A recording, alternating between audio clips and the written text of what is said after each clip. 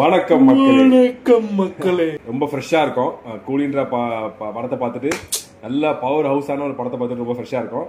அந்த படத்தை பத்தின ஒரு டிஸ்கஷன், அந்த வார்த்தையில தான் நான் விழுந்துட்டேன். அந்த படத்தை பத்தின ஒரு டிஸ்கஷன், அந்த படத்தை பத்தின சில வருத்தங்கள், சில ரேண்ட்டுகள் தான் வந்து இந்த வீடியோல இருக்க போகுது. இப்போ சொல்லுவோம் நண்பர்களே, ஃபர்ஸ்ட் படத்துக்கு போறதுக்கு முன்னாடி நான் ஒரு விஷயத்த வந்து கூடாது இல்ல ஒரு விஷயத்த வந்து கங்க்ராச்சுலேட் பண்ணிட்டு அப்புறம் நான் வந்து படத்துக்கு போக பார்க்குறேன். பிவிஆர் இது வரைக்கும் பிவிஆர் செருப்பால் அடிச்சு தான் நம்ம பார்த்துருக்கோம். ஆனா இன்னைக்கு நான் போன தியேட்டர் பார்த்ததுக்கு அப்புறம் பிவிஆர் ஃபார் பெட்டர் அப்படின்னு எனக்கு தோணுச்சு. 12:15 ஷோ. நான் வழக்கமாவே 10 நிமிஷம் லேட்டா தான் போவேன். நான் 12:25 போய் அப்பதான் இன்னும் பழைய சிஸ்டத்துல இருக்கான். அவன் டிஜிட்டல்ல புக் பண்ண டிக்கெட்டை வந்து காமிச்சு பிசிக்கல் டிக்கெட்டா மாத்தோம்ல, அந்த சிஸ்டத்துல இன்னும் இருக்கான். அதுல ஒரு லைன் நிக்குது, அது ஒரு 1/4 மணி நேரம் நின்னுச்சு. 12:15 ஷோவுக்கு நான் 12:40 தான் உள்ளாரே போனேன். உள்ளார போனதுக்கு அப்புறம் உள்ளார ஏசி இல்ல, சேர் வந்து ஸ்டீல் சேரு. அப்பப்போ அந்த கேட்டை திறந்து வந்து மூடுறாங்க. ஃபுல்லா வந்து வெளிச்சம் வந்து போய் தலைவர் மேல வந்து வெளிச்சமா இருக்குது, கிளார் அடிக்குது.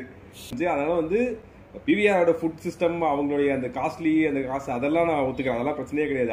அது வேற பிரச்சனை. நம்ம கொடுக்குற காசுக்கு வந்து 200 ருபீஸோ ஒரு 250 ருபீஸோ கொடுத்தா கரெக்டா ஏசி போட்டுருவான், கரெக்டான நல்ல சீட் வச்சிருப்பான், நல்ல ஸ்கிரீன், நல்ல சவுண்ட் சிஸ்டம் வச்சிருப்பான். அதுல வந்து நான் உண்மையாவே நான் பிவிஆர் மிஸ் பண்ணேன். கூடோஸ், வாழ்த்துக்கள். எனக்கு தெரிஞ்சு இந்த வீடியோல பாசிட்டிவா பேசுறதுக்கு இந்த மாதிரி சில விஷயங்கள் மட்டும் தான் இருக்குது. ஒரு பாசிட்டிவிட்டியோட தொடர்பு நண்பர்களே. சரி, இப்போ வந்து ஃபர்ஸ்ட் உங்களுக்கு ஒரு டேர் நான் கொடுக்க சந்தோஷ். இந்த படத்தினுடைய கதையை சொல்லுங்க, அதுக்கப்புறம் வந்து படத்தை பாசிட்டிவ் நெகட்டிவ் சொல்லுங்க. பாஷா பட கதை. ஃப்ரெண்டு செத்துருவாரு, ஃப்ரெண்டுக்காக பழி வாங்குறது தான் கதை. விக்ரம் படம் கூட தான் கேட்கும். விக்ரம்ல பையன் செத்துருவாரு, அவ்வளவுதான். அதான் யாராவது ஒருத்தர் சாவணும், செத்தாதான் கதை ஆரம்பிக்கும். சத்யராஜும் சூப்பர் ஸ்டாரும் ஃப்ரெண்ட்ஸு. ரொம்ப நாள் மீட் பண்ணாம இருப்பாங்க. திடீர்னு பார்த்தா சத்யராஜ் மண்டையை போட்டுருவாரு. ஏன் மண்டையை போட்டாரு, என்ன ஏதுன்னு காரணத்தை தேடுறதுக்காக வந்திருப்பாரு. ஆனா அது எங்கேயோ போகும் கதை. அதுக்கப்புறம் அந்த பக்கம் பாத்தீங்க அப்படின்னா சைமன், அதாவது நம்ம நாகார்ஜுனா பாத்தீங்க அப்படின்னா அவர் வந்து இந்த கோல்டு வாட்ச் ஸ்மக்லிங்லாம் வந்து பண்ணுவாரு. அவருடைய ரைட் ஹேண்ட் தான் வந்து ஷோபின். இவங்க 2 பேரும் வந்து இந்த கோல்டு ஸ்மக்லிங் மட்டும் தான் பண்றாங்களா, இதுக்கு மேல வேற ஏதாவது பண்றாங்களா? இந்த ஸ்மக்லிங் கேங்குக்கும் நம்ம தலைவருக்கும் என்ன சம்பந்தம்? ஏன் சத்யராஜ் சம்பந்தமே நடுவில் வந்து செத்து போனாரு? ஸோ இதெல்லாம் தான் வந்து சூரியோடைய கதை கனெக்டிங் பாயிண்ட். ஓகே, நீங்க டேர்ல ஜெயிச்சிட்டீங்க சந்தோஷ். இப்போ ஃபர்ஸ்ட் படத்தினுடைய பாசிட்டிவ்ஸ் சொல்லுங்க. ஓ, இது அதை விட கஷ்டமான இதுதான் டேர். ஃபர்ஸ்ட் பாசிட்டிவ், நான் தமிழ் சினிமா டைரக்டர்ஸ், ரீசெண்டா வர டைரக்டர்ஸ்க்கு ஒரு நன்றி. Kannada actors cameo roll on Tamil cinema is my favourite genre. இன்னையிலிருந்து நான் உபேந்திரா ஃபேன். என்னதான் அவருடைய கேமியோ ஒரு தேவையற்ற ஒரு கேமியோ, சம்பந்தம் இல்லாத கேமியோவா இருந்தாலும் கேமியோ அது வந்து ஒரு இதுவா இருந்துச்சு. நல்ல ஸ்கிரீன் பிரசன்ஸ். எனக்கு super star title card, intro card போடுவாங்கல்ல, அவருக்கு அப்ப கத்துனவன். அதுக்கப்புறம் உபேந்திரா வந்தப்பதான் கத்துனேன். நடுவுல எங்கேயுமே கத்தல. நான் உபேந்திரா மரண மாஸ், எப்படி எதுவுமே பண்ணாம மாஸ் காட்டுறாரு அவரு. ஃபர்ஸ்ட் பாசிட்டிவ் அது. ரெண்டாவது வந்து ஸ்ருதிஹாசன் ஒரு மாதிரி நல்ல பாசிட்டிவ் தான் எனக்கு. மூணாவது முக்கியமான பாசிட்டிவ் ஷோபின். எனக்கு ஃபர்ஸ்ட் பாசிட்டிவ் அப்படின்னா ஷோபின் தான். நீ மூணாவது பாசிட்டிவ் சொன்னது அதுதான் எனக்கு ஃபர்ஸ்ட் பாசிட்டிவ். ஏன்னா நான் மறந்துட்டேன் அவர் பேரை. ஏன்னா ஃபர்ஸ்ட்ல இருந்து கடைசி வரைக்கும் இருக்காரு. நடுவில் அவரை வச்சு அந்த கேரக்டர் வச்சு வர ட்விஸ்டா இருக்கட்டும், அண்ட் அது சில டைம்ல ப்ரெடிக்டபிளா இருக்கிற மாதிரி தான் இருக்கும். அது விடுங்க, அதெல்லாம் இருக்கட்டும். ஆனா வந்து அவருடைய ஆக்டிங், நம்ம தலைவர் சொல்லியிருப்பாங்க வால்டேட்டா இருக்காரு, எப்படி how is going to fit அப்படின்ற மாதிரிலாம் அவரை பத்தி அவர் பேசிட்டு இருப்பாரு. அவரை பத்தி பேசிட்டு ஷோபினை கேமரா காமிச்சிருப்பாங்க. அவரை பத்தி பேசிட்டு இருக்காரு, வால்டேட்டர் நீங்க தான் என்னைய காமிச்சிட்டு இருக்காரு.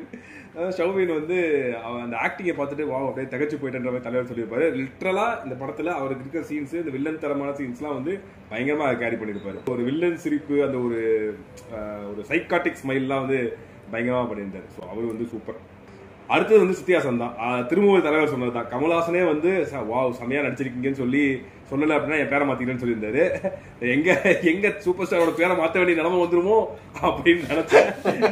ஸோ அந்த மாதிரி இல்லாம நிறைய எமோஷனல் சீன்ஸ் வந்து அவங்களுக்கு தான் நிறைய இருக்குது. அந்த சத்யராஜோட பொண்ணா அவங்க தான் வந்து ப்ளே பண்ணியிருப்பாங்க. ஸோ நிறைய எமோஷனல் சீன்ஸ் இருக்கும். ஸோ அது நிறைய இடங்கள்ல அழுது அவங்க வந்து கோவப்பட்டு சில இடங்கள்லாம் வந்து பேச வேண்டியது இருக்கும். ஸோ அதெல்லாம் வந்து சூப்பர். ஸ்ருதிஹாசன் இதுல என்ன பாசிட்டிவ்னா, அது வழக்கமான கேரக்டர் தான். அதே மாதிரி வந்து அழுதுட்டே தான் இருக்கணும் படம் ஃபுல்லா.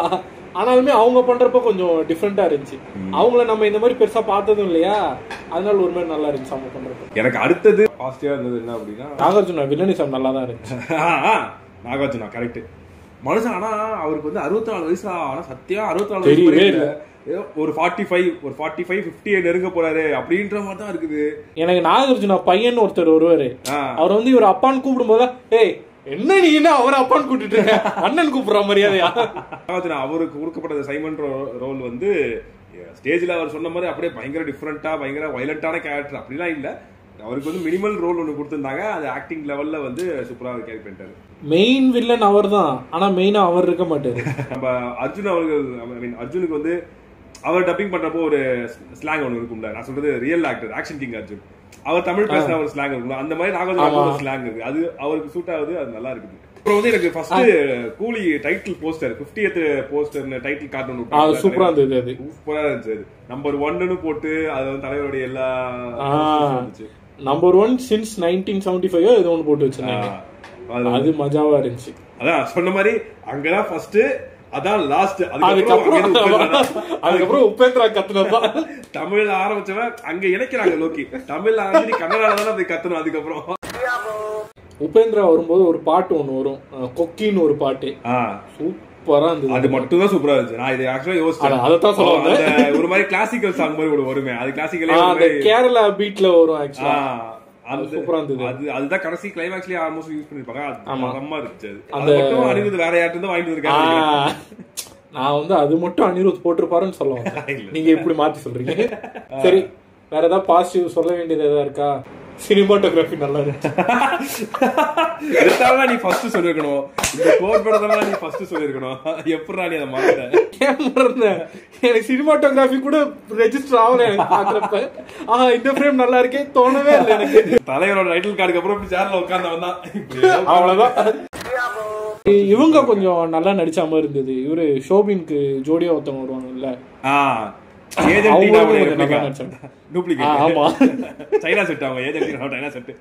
ஆனா அவங்க நடிச்சது நல்லா தான் நடிச்சிருந்தாங்க. நான் சொல்றேன்ல, நடிச்சவங்க எல்லாமே நல்லா நடிச்சிருக்காங்க. எழுதப்பட்ட கேரக்டர் தான் கேவலமான கேரக்டரா இருக்குது. சூப்பர் ஸ்டார் நல்லா நடிச்சிருக்காருன்னு சொல்லவே இல்லை. சூப்பர் ஸ்டாரா என்ன யோசிக்கிறீங்க? அவரோட ஸ்கிரீன் பிரசன்ஸ் ஓகே, ஆக்டிங் வந்து நான் ஸ்கிரீன் பிரசன்ஸ் வழக்கம் போல எனக்கு தெரிஞ்சு நல்லா இருந்துச்சு. இந்த இடத்துல சித்தியாசன் கூட சேர்ந்து காமெடி எல்லாம் பண்ணுவார்ல, ஃபர்ஸ்ட் வந்து மிஷின் ஆன் பண்றப்போ வந்து பண்ணுங்க மேடம் அப்படின்ற மாதிரி இருக்கிறப்போ அந்த மாதிரி சில விஷயங்கள். அப்புறம் ஃபைட் பண்றப்போ வந்து அந்த 3 பொண்ணுங்களுக்கு சொல்லி கொடுத்துட்டே ஃபைட் பண்ணுவார்ல, அந்த மாதிரி அந்த ஃபன் பிளஸ் அந்த ஒரு ஆக்ஷன், அந்த மாதிரி சில விஷயங்கள்லாம் வந்து சூப்பராகவே பண்ணியிருந்தாரு. அவருடைய ஸ்கிரீன் பிரசன்ஸ் நல்லாவே இருந்துச்சு. அப்புறம் இப்படி படுத்திருப்பாரு, அந்த சீன் நல்லா இருக்கும், அழுதுகிட்டே இப்படி படுத்திருப்பாரு. சத்தியமா சொல்லுங்க, அதனால வேற மூஞ்சிக்கு க்ளோஸ் போய் கண்ணை வேற நல்லா ஊத்து காட்டுறான்.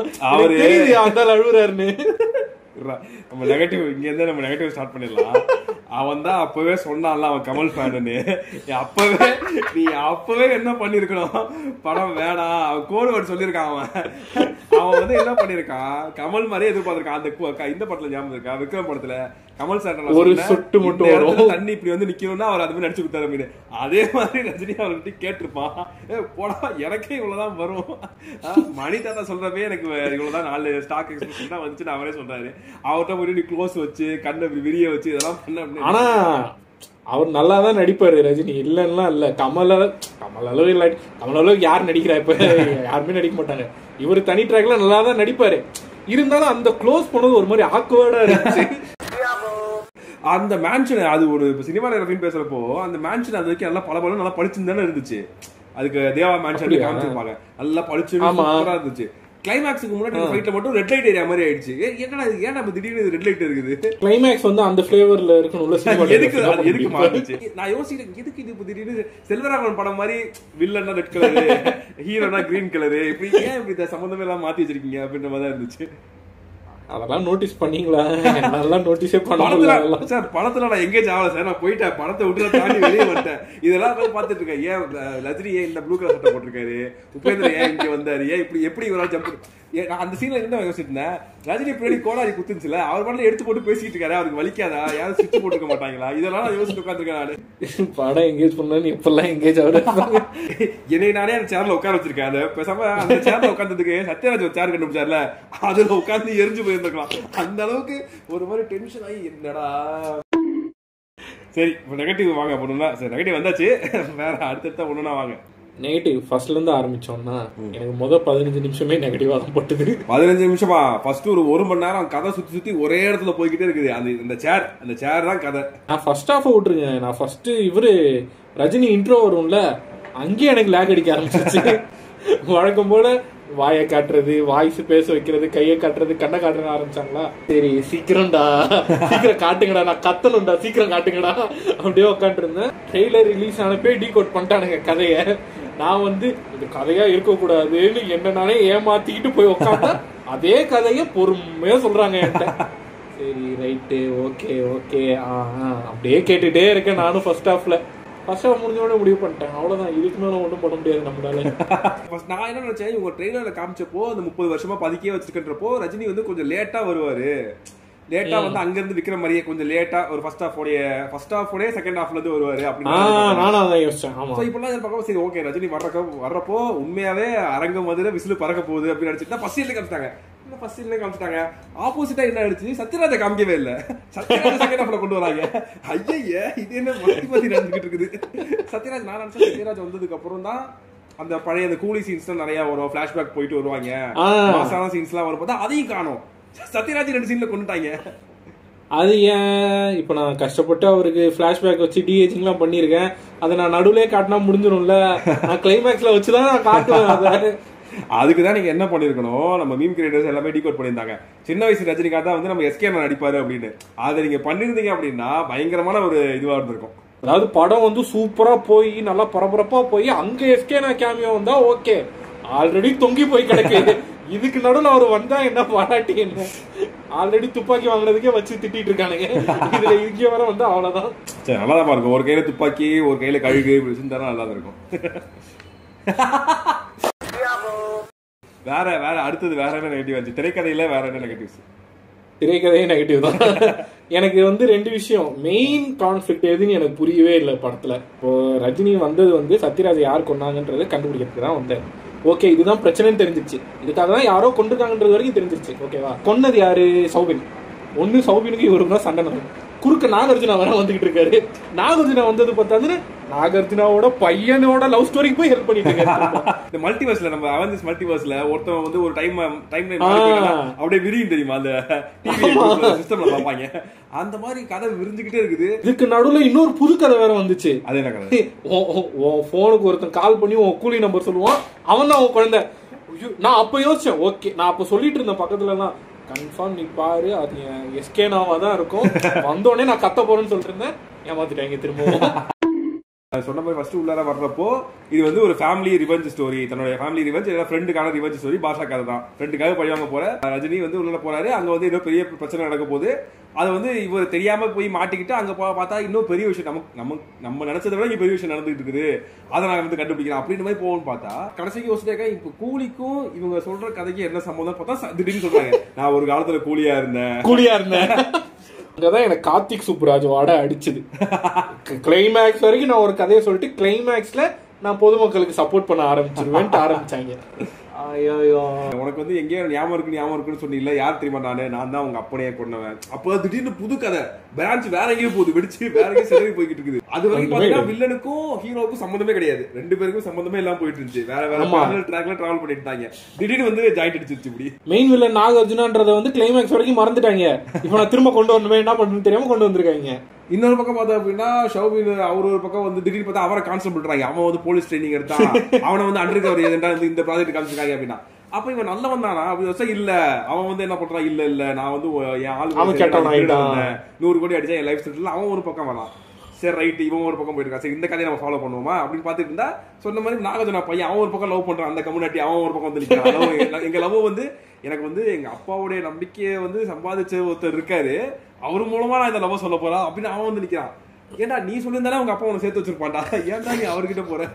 இதுக்கு நடுவுல வந்து நாகார்ஜுனா பையனை ரஜினி நல்லவன் வேற சொல்லுவாரு. இவன் என்ன நல்லது பண்ணா, எல்லா திட்டோலையும் காரணமே அந்த நாய் தான். அது வரைக்கும் அந்த நாய் தான் இருக்கிற எல்லா ஸ்பையும் காமிச்சு கொடுத்தவன், காமிச்சு கொடுத்தவனே அவன் தான். இப்ப திடீர்னு கார்ல வரப்போ அழுது நல்லா அங்கிள் என்னை விட்டுருங்க அங்கிள், நானே எப்படியோ ஓடி வந்தா பாக்குறேன். டிரைவர் மீம் வரும்ல, நான் விட்டுருனா. எனக்கு இன்னொரு டவுட் இருந்துச்சு, இந்த திரைக்கதையில ஒரு டவுட் இருந்துச்சு. கிருத்தியாசன் தப்பிச்சு ட்ரெயின்லாம் வந்து இந்த ஸ்டேஷன்ல வந்து இறங்கிருப்பாங்க சென்னையில. அப்ப பாத்தீங்கன்னா ஷௌபினோட ஆள் வந்து இந்த சார் தான் உங்களை கூட்டு வர சொன்னாரு அப்படின்னு சொல்லி கூட்டு போயிருப்பாங்க. அதுக்கு முன்னாடி தான் ஷௌபின் கிட்ட வந்து நம்ம தலைவர் வந்து வீடியோ கால் பண்ணி பேசி உன் பொண்டாட்டி பாரு கல்யாணம் ஸ்ருதிஹாசன் பாத்திருக்காதா, எனக்கும் அந்த டவுட் இருந்துச்சு.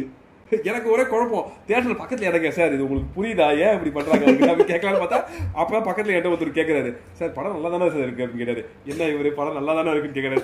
நல்லா தானே இருக்குது அப்படின்னு கம்மன் உட்காந்துட்டேன் நானு. தலைவரோட ஆக்டிங்கை பத்தி கேட்டியே, பிளாஷ்பேக் சொல்லி பாத்துருமா ஒரு சீனு. ஆமா, அதுல எனக்கு தலைவர் பார்க்கவும் ரொம்ப பாவமா இருந்துச்சு எனக்கு. அதாவது பேசுறதுக்கு அவ்வளோ வாய் அசைவே இல்லை. அதாவது டப்பிங் வாய்ஸ் எங்கேயோ போய்கிட்டு இருக்குது, இவரோட வாய் அசைவு வந்து இல்ல, வாய் அசைவே இல்ல. இப்போ இவ்வளவுதான் இருக்குது வாய் அசைவு. எப்படின்னா ஒரு ஒரு 2-3 சீன்ஸ் அப்படி இருக்கும். எப்படின்னா வேக வேகமா டயலாக் பேசுற ஒரு சில சீன்ஸ் இருக்கும். ஆமா ஆமா ஆமா, அது ஆமா தெரிஞ்சு. சார் அவரை வந்து வேகமான டயலாக் பேச வைக்காதீங்க, அவர் முடியல அவரால் அப்படி. அதை பாக்குறப்ப எனக்கா என்னடா மனுஷன் வந்து ஒரு பேட்டை அந்த படத்துக்குலாம் முன்னாடி என்ன ஸ்ட்ராங்கா பேசிட்டு இருந்தாரு, இப்ப பார்த்தா இவ்வளவு குளறி பேசுறான்ற மாதிரி. அதுக்கு அவ்வளோ க்ளோஸ் அப் ஷாட் வச்சிருக்கவே தேவையில்ல, ரொம்ப மோசமா இருந்துச்சு. எனக்கு இன்னொன்று வந்து ஸ்டார்டிங் ஒரு 20 நிமிஷத்துல அவர் இந்த மேனரிசம்லாம் பண்ணுவார்ல, ஸ்டைல் அதெல்லாம் பண்ணுவார்ல, சிக்கிட்டு பாட்டு வரும்ல, அதுல பார்க்கும்போது உண்மையிலேயே தலைவர் தானா இல்ல தலைவர் கெட்ட போட்டு வேற எவனா ஆடி? எக்ஸாக்ட்டா 100% எனக்கு டவுட் இருந்துச்சு. எனக்கு அது ரஜினி மாதிரியே இல்ல, எனக்கு ஃபேஸ் கட்டே சொல்றேன். ஆமா, உண்மையிலேயே அவர் தானா? சுத்தமா அந்த மாதிரி இல்ல. இது என்னது, இது ரொம்ப மெனக்கெட்டு மேனரிசம் பண்ணணும்னு பண்ற மாதிரி இருக்கு. எனக்கு ரஜினி உடம்புக்குள்ள சிவகார்த்திகேயன் வந்த மாதிரி இருந்துச்சு பாக்குறப்ப. அடுத்த இந்த படத்துல பெரிய நெகட்டிவ் என்ன அப்படின்னா, இந்த படத்துல உள்ள ஆள் கிடையாது. இந்த படத்துக்கு பணம் போட்டான் தெரியுமா ஒரு ஆளு, கலாநிதி மாறன். அந்த ஆள் பெரிய நெகட்டிவ். அதாவது சும்மா விட்டுருந்தா இது ஒரு நார்மல் படமா முடிஞ்சிருக்கும். இல்ல நான் தான் வேணும் அப்படின்னு கிளப்பிட்டு போனாரு தெரியுமா. அதுதான் இந்த படத்தோட பெரிய பிரச்சனையே. அங்கதான் வந்தாரு உபேந்திராவுடைய கேமியோ, அங்கதான் வந்துச்சு அமெரிக்காவுடைய கேமியோ. பாவம் அந்த மனுஷன். அதாவது படத்தோடைய அந்த டைட்டில் கார்டுக்கு அப்புறமே செத்துட்டோம். போ டெட் பாடி ஆகி கொஞ்சம் கொஞ்சமா அப்படியே அந்த சேர்ல உட்கார்ந்த மாதிரி அப்படியே சாம்பல் ஆகிட்டு இருக்கு உடம்பு. அதை மொத்தமா ஊதுற மாதிரி வந்தாரு அமெரிக்கானு. அவரு உள்ள வந்தப்போ நினைச்சா சரி இவர் வந்து ஒரு அந்த எல்சிஓல இருக்கிற மாதிரி இங்க வந்து ஒரு ரோலெக்ஸ் கேரக்டர் இவரு, இங்க இந்த ஸ்கார்பியன் இதெல்லாம் போட்டுருப்பாரு. இங்க நாகார்ஜுனாவுக்கே பாஸ், நாகார்ஜுனா சாவரப்பேன்னு சொல்லிருப்பாரு, நான் என்ன கொண்டுட்டீங்கன்னா என்ன இதை கேட்கறதுக்கு ஒருத்தன் வருவான்டா தேடி இன்னொருத்த வருவான். ஆமா, அவர் வந்து என்ன கேட்டாரு, அண்ணா நீங்களா அண்ணா நீங்களா உங்க கூட தானே நான் வந்து பார்ட்னர்ஷிப் போகணும்னு நினைச்சிட்டு இருந்தேன், நான் கூட நீங்க பார்ட்னர்ஷிப் போட்டுக்கிறீங்களா அப்படின்னு சொல்லி 3 பேர் சேர்ந்து தம் அடிச்சிட்டு இருப்பாங்க. அது எனக்கு என்னால ஏத்துக்கவே முடியல. ரோலெக்ஸ் என்ட்ரன்ஸ் எப்படி இருந்துச்சு, வந்தோடனே கூட இருக்கிற தலையை வெட்டி தானே மாசிங் பண்ணுவாரு. இவர் இறங்கும் போதே நல்ல அஸ்கிமோ நாயை இறக்குறாரு, நல்லா கியூட்டா புஜுக்குன்னு வருது. அதை பார்த்தா எனக்கு பயம் வருமா? அமெரிக்கன் கியூட்டா அந்த மீசை எல்லாம் வச்சுட்டு கியூட்டா அழகா இருந்தாரு. அவர் வில்லன்றதே மறந்துச்சு, நல்லா எவ்வளவு கியூட்டா நல்லா ஜப்பியா இருக்காரு அப்படின்னு. அதுக்கப்புறம் இருங்க நான் போய் உங்க அப்பா கிட்ட கொஞ்சம் பேசிட்டு வரேன் சொல்லிட்டு அவரு போயிட்டு, டேய் நான் அப்போ சொன்னதை இப்போ உன் பையனுக்கு சொல்ற மாதிரி திரும்ப அவனுக்கு புரியுற மாதிரி ஓகேவா அப்படின்னா, ஐயோ சார் விட்டுருங்க சார் புரிஞ்சுது சார் அப்படின்னா, நீ ஃபர்ஸ்ட் யாரு அமீர்கான், நீ ஃபர்ஸ்ட் யாரு? இவரு வந்து சரி கூலி தொழிலாளியா இருந்து நாகார்ஜுன அப்பா கூட கிடையாது, அந்த அமீர்கானுக்கு அப்பா தான். அப்பா தான் போடுனது ஓகே, நீ ஏன் அவர் கூட பார்ட்னர்ஷிப் போடணும்னு நினைச்ச? இவர் ஏன் இவ்வளவு மாசா இருக்காரு? ஜெயலலிதாச்சும் அவருக்கு வந்து ஆல் ஓவர் இந்தியா வந்து ஆளுங்க இருக்காங்க, கனெக்ஷன் இருக்கு. ஆமா, இதுல இவர் ஏன் ஒரு கூலி தொழிலாளி ஒரு யூனியன் லீடர் இருக்குன்னு வச்சுக்க, நீ அவரை பார்த்து நீங்க ஏன் இவ்வளவு பயப்படுறீங்க? திடீர்னு நடுவில் ஒரு சீன்ல படத்துல நடுவில் ஒரு சீன் பார்த்தோம்னா ஷௌபின் சேகர் நம்பர் ஷௌபினை பத்தி ஒரு ஆள் வந்து இன்ஃபர்மேஷன் சொல்லிட்டு போயிருப்பாரு ஒரு பெஞ்ச்ல உட்காந்து, ஆனா அவர் ஷௌபின் இதுதான் எப்படி உங்களுக்கு இந்த இன்ஃபர்மேஷன் எப்படி கிடைச்சது? எப்படி நீங்க ஷௌபின் வேற ஏதோ ஊர்ல இருக்காரு, அவரை எப்படி நீங்க அந்த கூட அந்த லொலு சபால வருவாரு, அவரை விட்டு எப்படி நீங்க ஃபாலோ பண்ண சொன்னீங்க? உங்களுக்கு எப்படி இவருக்கு இவ்வளவு கனெக்ஷன், எப்படி இவ்வளவு ஆள் பலம் கிடைச்சது? அந்த ஆள் பலத்தை பத்தி எல்லாம் கவலை இல்ல. ஆமீர் கானை கூட்டு வந்த அண்ணன் கெஞ்ச விட்டீங்க பாத்தீங்களா, மறக்க மாட்டோம் மன்னிக்க மாட்டேன் வாழ்க்கையில. சார் அது வந்து ஆமீர் கான் பண்ண தப்பு. ரஜினி படம் ஆணு வந்தார்ல கதையை கேட்காம, கதை கூட கேட்க தேவையில்ல, என் ரோல் என்னன்னு கேட்டிருந்தாலே அப்படியே கதவை சாத்தி லோக்க அடிச்சு அப்படின்னு சொல்லி அடிச்சு வெளியே அமைச்சிருப்பாங்க. எல்லாம் போக ஃபர்ஸ்ட் ஹாஃப்ல கதை ஒரு மாதிரி சூடு பிடிக்கிற மாதிரி போகும். அப்போ திடீர்னு அந்த கண்டெய்னர் மேல என்கேஜ்மெண்ட் சீன் ஒன்று வைப்பானுங்க, பார்த்தா மோதகத்தை தூக்கி போட்டு போய் ஆட போயிருவா. என்னடா நடக்குது? இந்த மாதிரி நீங்க யாருன்னு கேள்வி கேட்க கூடாதுன்றதுக்காக தான் அங்க ஒரு கண்டெய்னர் வச்சு அங்க ஒரு ஷிப் வச்சு அந்த ஷிப்போட கேப்டனோட பொண்ணு அவங்களுக்கு வந்து ஏதோ பர்த்டே பார்ட்டி ஏதோ அதுக்கு அவங்க செலிப்ரேட் பண்ணிருக்காங்க அப்படின்னு மாதிரி சொல்லிருக்காங்க. நான் அந்த பாட்டுக்கான லாஜிக்கெல்லாம் நான் மன்னிச்சிடுறேன் விடுங்க. ஷோபினுக்கு எப்படி இவ பேர் கரெக்டா தெரியுது, என்னடா நடக்குது இங்க? ஆனா எனக்கு அந்த பாட்டு நான் சுத்தமா ஏத்துக்கவே முடியல. திடீர்னு அவுட் ஆஃப் நோவேர் நான் கடைசியா இதெல்லாம் எப்போ விஜயகாந்த் அந்த பழைய ரஜினி படம் அப்போ பார்த்தது இந்த மாதிரி பாட்டுலாம். அந்த பாட்டுல உருப்படியா ஓடுறது ஷௌபினோட டான்ஸ் மட்டும் தான் எனக்கு அது ரொம்ப பிடிச்சிருச்சு. அதுவும் ரெண்டாவது அந்த கடைசி பாட்டு முடியறப்போ அந்த ரெண்டாவது ஸ்டான்ஸால வந்து சட்டையை கிழிச்சு ஆடுவாரு, சூப்பரா இருந்துச்சு. ஆனா சத்தியமா பூஜை ஆடுறது நல்லாவே இல்லை. நீங்க சொல்றேன் அந்த அம்மாவோட மனசுக்குள்ள போயிட்டு யாரோ போயிட்டு நீ உனக்கு சூப்பரா ஆட வருது, நளினமா ஆட வருது நம்ப வச்சிருக்காங்க. அந்த அம்மாவுக்கு அது ஆட வரல, விட்டுருங்க. பாட்டுன்னு ஒண்ணுதான் ஞாபகம் வருது. படத்தின் முக்கிய புள்ளியை பத்தி நம்ம பேசவே இல்லை. யாரு? அனிருத். சத்யராஜன் சொல்ல நினைச்சேன். ரைட், அவர்கிட்ட தான் கதையை வருது சொல்ல நினைச்சேன். சரி, அனிருத் சொல்லுங்க.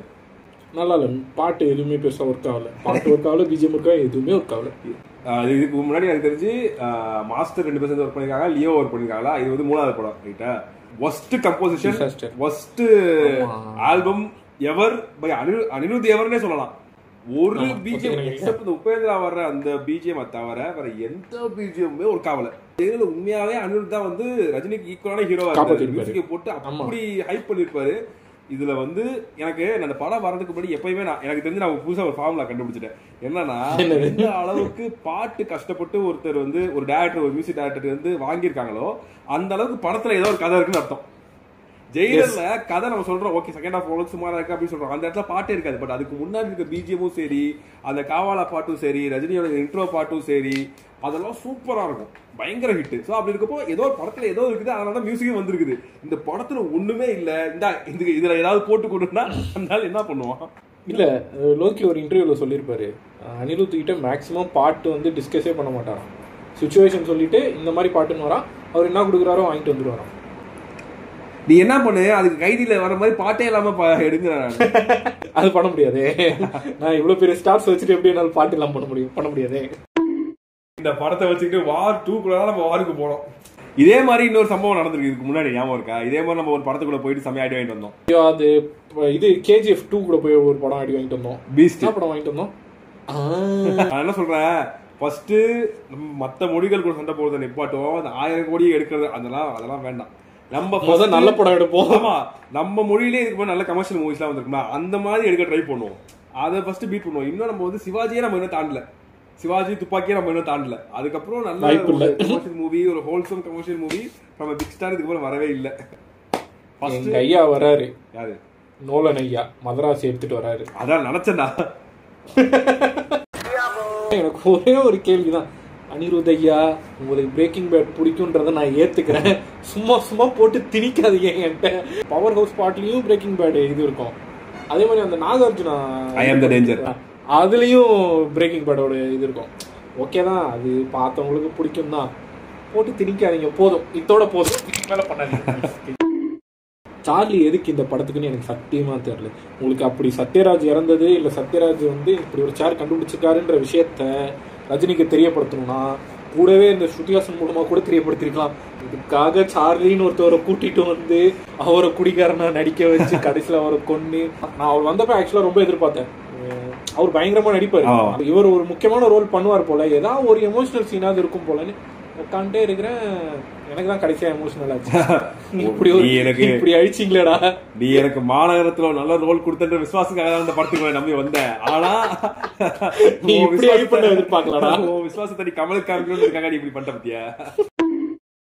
எனக்கு ஒரு கட்டத்துல எப்படின்னா, படத்துல இருந்து நம்ம வெளியே வந்துட்டோம் அப்படின்னா நிறைய கேள்வி நமக்குள்ள வந்துகிட்டே இருக்கும். இது ஏன் நடக்குது, இவன் ஏன் வர்றான், இது எப்படி போச்சு, இது என்ன நடக்குது, கேள்வி வந்துகிட்டே இருக்கும்.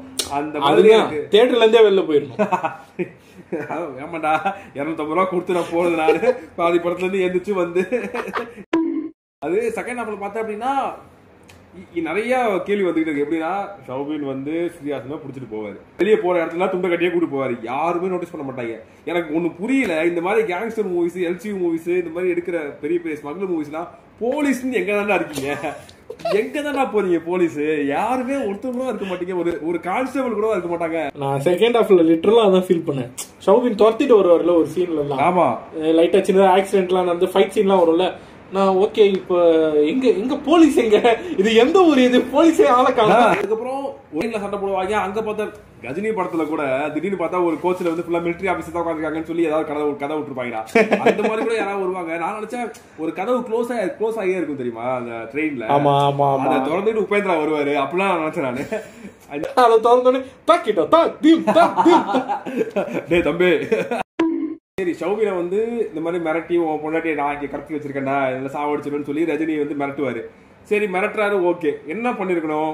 முடிக்கிற சோழியை முடிச்சுட்டு போயிருக்கணும். அவனை வந்து தள்ளி விட்டுருக்கணும். மேல இருந்து தள்ளி விடாம கழுத்துல சங்கிலி கையில சங்கிலின்னு சம்பந்தம் மேல கட்டிட்டு போயிருப்பாங்க. பார்த்தா அவன் எஸ்கேப் ஆகி போயிடுவான். ஒரு பக்கம் பொண்டாட்டியை கொல்றேன்னு சொல்லி மிரட்டி வச்சிருந்தில்ல, ஒன்னு அவளையாவது கொன்னியா? அவளையும் கொன்னல. சரி அவளை கொல்லல, அவகிட்ட ஏமாந்த நாகராஜன் பையனையாவது காப்பாத்தி கொண்டு போறீங்களா? அவனே எங்க விட்டுட்டு போயிட்டீங்க. சரி இவங்க 2 பேருக்கும் காவலா யாராவது விட்டுட்டு போயிருக்கீங்களா? சார்லியை விட்டுட்டு போயிருக்கீங்க. ஐயா அவரே குடிச்சு போதில் இருக்காரு. அவருக்கே யாராவது காவல் இருக்கணும். ஆண்டவரே திடீர்னு பார்த்தா ஹார்ட் டிராபிகிங் பண்றாங்கன்றாங்க. அந்த ஹார்ட் டிராபிகிங் யாருக்கு பண்றீங்க? எதுக்கு பண்றீங்க? இப்போ சரி ஹார்ட் டிராபிகிங் பண்றது வந்து இப்போ சப்போஸ் அமெரிக்கான்னு வச்சுக்க, அவன் பார்த்தா தலைவர் அமெரிக்கன் கூட எதிர்த்து தானே இருக்கணும். அதான் கடைசியில சொல்லுவாரு, என்னோட கூலிகளுக்கு ஏதாவது ஒண்ணு ஆச்சுன்னா நான் வருவேன். எல்லாத்தையும் விடுங்க. நம்ம மெயின் கல்பிரிட்ட பத்தி பேசாம இந்த வீடியோ முடிக்கவே முடியாது. கேமராஜ் எனக்கு வந்து லோகேஷ பாக்குறப்போ இஸ் ஈக்குவல் டு அட்லி அப்படியே எனக்கு தெரிஞ்சது. நம்ம அட்லியை சொல்றோம் காப்பி அடிக்கிறாரு, அப்படி பண்றாரு, அவன் வந்து வேஸ்ட், நீ அங்க போ, நீ இது படமே இருக்காது, என்னென்னமோ அந்த திட்டணும். அவருடைய கிராஃப் எப்படி இருந்துச்சுன்னா, ராஜா ராணி லைட்டா அப்படியே கொஞ்சம் குறைஞ்சு தெரி, அப்படியே கொஞ்சம் குறைஞ்சு மெர்சல், அப்படியே கொஞ்சம் குறைஞ்சு வந்து பிகில், அப்படியே கொஞ்சம் ஜவான், இப்படியே குறைஞ்சுக்கிட்டே வந்துச்சு கிராஃப். அதே மாதிரிதான் இவருக்கும் லோகேஷ் கனகராஜுக்கும். நாடகம் கைதி ரெண்டும் ஒரே கைதி ரெண்டும் ஓகே. கொஞ்சம் குறைஞ்சு விக்ரம், லைட்டா விக்ரம், அப்படியே மாஸ்டர் லியோ இது படுத்துருச்சு. சீரியஸா சொல்றேன், ட்ரக்ஸ விட்டுட்டு நீ வெளியே வரல அப்படின்னா உன்னால நல்ல படம் எடுக்க முடியாது. அதே வார்த்தையே யாரோ சொன்னாங்கன்ட்டு இந்த படம் நான் ட்ரக்கே இல்லாம எடுத்திருக்கேன்னு சொன்னாங்க, எடுக்காம இருந்திருக்கலாம். இதுல அந்த ஸ்மக்லிங்க பத்தி பேசவே இல்ல. பண்றாங்க, ஸ்மக்லிங் பண்றாங்க, பெருசு பெருசா கண்டென்ட் வச்சிருக்காங்க, அவ்வளவுதான். எனக்கு அவ்வளவுதான் தெரியும். எதுக்கு பண்றான், ஏன் பண்றான், யாருக்காக பண்றான், இதனால அவனுக்கு என்ன லாபம். எனக்கு இது ஃபர்ஸ்ட் ஹாஃப் பார்க்கும்போதே வந்து ஓகே, இது வந்து பழைய டெம்ப்ளேட் கதை தான் தெரிஞ்சிருச்சு. அதே மாதிரி ஃபர்ஸ்ட் ஹாஃப் முடியும் போதே தெரிஞ்சிருச்சு இந்த டெம்ப்ளேட்ல இதுக்கு மேல நமக்கு நல்லதா எதுவும் வராதுன்னு எனக்கு தெரிஞ்சிருச்சு. நான் இப்போ வீடியோ எடுக்கும் போது லிட்டரலா தான் யோசிச்சேன், இதே படத்துல இதே படம் எதுவுமே வரல, அப்படியே இதே படம் கடைசியில ரிட்டன் அண்ட் டைரக்டட் பை அட்லின்னு இருந்துச்சுன்னா இந்த படத்துக்கு வர ரிவ்யூஸ்லாம் அப்படியே நெகட்டிவா இருந்திருக்கும். அதை விட இன்னும் சில மீம்பேஜ் தான் இருக்காங்க. எப்படின்னா இந்த படத்தை பார்த்ததுக்கு அப்புறம் எப்படின்னா, அந்த சிவகார்த்திகேயன் வந்து ஒரு படத்துல அம்மாவோட காலை தொட்டி இப்படி கும்பிடுவார்ல, ஒரு அதை போட்டு ஆஃப்டர் வாட்சிங் கூலின்னு போட்டு லியோ அப்படின்னு போட்டு லியோ காலை பிடிச்சி இது பண்ற மாதிரி. இங்க பாரு, லியோவே ஒரு மிட்டு படம், ஒரு சாதாரண ஒரு மோசமான ஒரு பிலோ ஆவரேஜ் படம். அதை பார்த்துட்டு எப்படின்னா அனில்லாம் அப்படி இப்படி வந்து கேக்குறாங்க, லோக்கி பரவாயில்ல, எனக்கு நீ நல்ல மூவி தான் கொடுத்துருக்க அப்படின்னு. அதான் எதை கூட்டாலும் திம்பிங்களாடா அப்படின்ற மாதிரி தான் இருக்குது. அவனை ஆக்சுவலா அந்த மீம் போட்டுருக்கூடாது, கவுண்டமணி சென்று சொல்லியிருப்பாங்களே, நான் பரவாயில்லடா நீ ரொம்ப மோசம், அந்த மீம் போட்டிருக்கணும். அரசியலுக்கே போயிட போறாரு அவரு. நல்ல படம் ப்ரூவ் பண்ணிட்டு இருக்கானுங்க. சரி அதை விடுங்க, கேமராஜை பத்தி பேசுங்க. ஃபர்ஸ்ட் மாஸ்டர் படம் கொஞ்சம் அப்படி இப்படின்னு இருந்தப்போ 50% என் படம் 50% அவர் படம்னு சொல்லி எஸ்கேப் ஆயிட்டாரு. அடுத்து வந்து லியோ ஒரு மாதிரி இப்படி போனப்போ இல்ல எனக்கு இந்த டேட் ரிலீஸ் டேட் சொல்லிட்டாங்க, என்னால ஃபுல் ஃபிளெஜ்டா பண்ணலாம். இப்போ உனக்கு ரிலீஸ் டேட்டும் கொடுத்தாச்சு, தேவையான ஆக்டர்ஸும் கொடுத்தாச்சு, எல்லாமே கொடுத்தாச்சு, இப்பயும் நீ இப்படி ஒரு படம் கொடுக்குறீங்கன்னா அதாவது நீ காரணம் சொல்ல படம் ஒஸ்டா எடுத்துக்கிட்டே இருக்க. ரியாக்ட் சுத்தி எடுக்கிறதுக்கு ஒரு 4 டேரக்டர் தான் இருக்காங்க. லோக்கி, நெல்சன், அதை விட்டா ஹெச்வினோதா, அதை விட்டா வெற்றிமாறன், இந்த மாதிரி ஒரு 4 டேரக்டர்ஸ் தான் இருக்காங்க. இதுல இப்போ முக்கியமான டேரக்டரா இருந்துட்டு இப்படி ஒரு கேவலமான ஒரு படம் கொடுங்க. லிட்டரா சொன்னா கேவலமான படம் தான், ஒண்ணுமே இல்லை. எந்த இடத்துலயும் என்கேஜ் பண்ணல, கதை என்கேஜ் பண்ணல, எந்த இடத்துலயும் வந்து ஒரு கேரக்டர் ஆர்க் வந்து ஆஹா தெரிக்க விட்டாங்க அப்படின்னு என்கேஜ் பண்ணல. ஒரு பிரில்லியண்டான சீன்ஸ் எங்கேயுமே இல்லை, ஒரு நல்ல எலிவேட்டிங் சீன்ஸ் எங்கேயுமே இல்லை. படம் வந்து ஆரம்பிச்சது முடிய வரைக்கும் பிளாட்டா போயிட்டு இருந்துச்சு. எக்ஸப்ட் உப்பேந்திராவுடைய அந்த சீன்ஸ் வர வரைக்கும், வந்து அமெரிக்காவை பத்தி நம்ம சிரிக்கிற வரைக்கும், இது 2 மட்டும் தான் கொஞ்சம் எங்கேஜிங்க கலகலப்பா இருந்துச்சு. இப்ப நம்ம இந்த படம் முடியறப்ப போடுவாங்க தெரியுமா, கதை, திரைக்கதை, வசனம், இயக்கம் அப்படின்னு. கதைன்னு வேணா போட்டுக்கோங்க, கதைன்னு பாதி வேணா பார் போட்டுங்க, கதைன்னு போட்டு மேல பார் போட்டுக்கோங்க, எழுதிக்கிட்டு இருக்காங்க பார் போட்டுக்கோங்க. வசனம்னு வேணா போட்டுக்கோங்க, வசனம் இயக்கம் வேணா போட்டுக்கோங்க, திரைக்கதையை எடுத்துருங்க, கம்ப்ளீட்டா அடிச்சிருங்க. அதை எப்படி லோக்கி மாதிரி ஒரு டைரக்டர், அனிருத் மாதிரி ஒரு மியூசிக் டைரக்டர், இத்தனை ஆக்டர்ஸ் இருக்கிற படம் ஸ்டார்டிங்ல இருந்து எண்டிங் வரைக்கும் எப்படி எனக்கு போர் அடிச்சது, எனக்கு அதுக்கு மட்டும் ஒரு விளக்கத்தை சொல்லுங்க. அதை பத்தி நீங்க தெரிஞ்சுக்கணும் அப்படின்னா படத்தை தியேட்டர்ல போய் பாருங்க. இப்படி ஒரு கேவலமான மார்க்கெட்டிங்கா என்ன சார் இது? எல்லாம் விட்டுருங்க. லோக்கி நான் ட்ரெய்லர்ல அண்டர் பிளே பண்ணாருன்னு சொன்னவை அவனை குடிங்க காம்ப்ரமைஸ் ஆயிடும். அதுதான் நமக்கு நாமே பண்ணிட்டு ஸ்கேம். இல்ல லோக்கேனா நல்ல படம் வச்சிருக்காரு, ஏதோ ஒன்று வச்சிருக்காரு தூக்கி வாயில தான் வச்சாரு நல்லா படத்துல போயிட்டு. நல்ல வேலை. எதுக்கு ஏ சர்டிபிகேட் இந்த படத்துக்கு எனக்கு சொல்லுங்க. எதுக்கு இதுக்கு ஏ சர்டிபிகேட்? வைலன்ஸ் எங்க வைலன்ஸ் எங்க? இதுக்கு இதை விட வைலன்ஸ்லாம் நிறைய படத்துல வந்திருக்கு. எதுக்கு இப்ப இந்த படத்துக்கு ஏ சர்டிபிகேட் பார்த்தா அப்புறம் தான் தெரிஞ்சது 2 கெட்ட வார்த்தைக்கு பீப்பு போடல, அதனால ஏ சர்டிபிகேட் கொடுத்துறாங்க போல. லோகேஷ் ராஜ் நீ சர்டிபிகேட் லெவல்ல கூட இந்த படத்துக்கு கூட்டம் வந்துடக்கூடாதுன்னு பண்ணிருக்காரு. அவரு எந்த வகையிலும் சாட்டிஸ்ஃபை ஆகக்கூடாது அப்படின்ற மாதிரி தரமான ஒரு படம். Super, very good. ஒரு பாசிட்டிவ் விட்டோம். பிளாஷ்பேக்ல டிஏஜிங் நல்லா இருந்துச்சு.